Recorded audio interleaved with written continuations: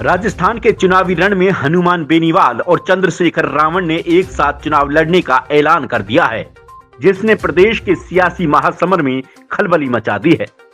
गठबंधन का ऐलान करते हुए हनुमान बेनीवाल ने कहा कि हमारा गठबंधन मजबूती के साथ प्रदेश में चुनाव लड़ेगा।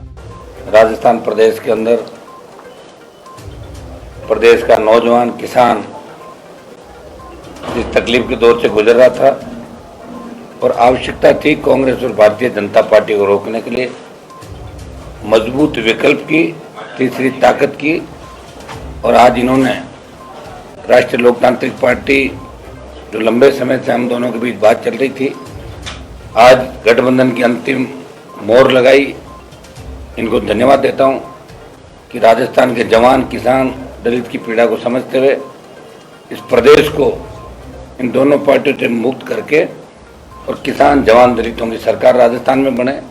और मैं इनको विश्वास दिलाता हूं कि ये जो मिलकर हम लड़ाई लड़ रहे हैं, इसके परिणाम 24 के अंदर भी अलग होंगे देश के अंदर, और 23 में राजस्थान की जंग हम मिलके जीतेंगे। इतना विश्वास आपको दिलाता हूं कि हम परिवार की तरह मिलकर राजस्थान के अंदर लड़ेंगे।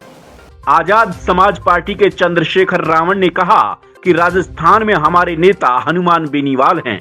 हम उनके पीछे ताकत बनकर खड़े रहेंगे और यहां चुनाव लड़ाएंगे।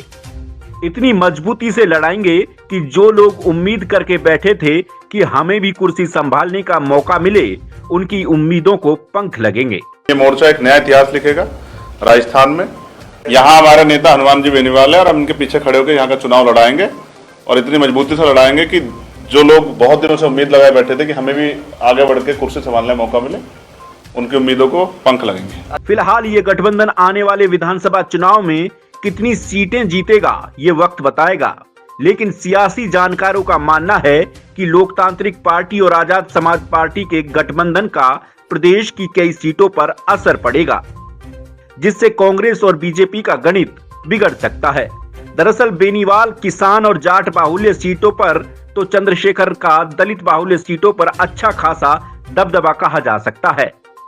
ऐसे में इन सीटों पर यह गठबंधन कांग्रेस बीजेपी को मुश्किल में डाल सकता है। Bureau report, Hind live.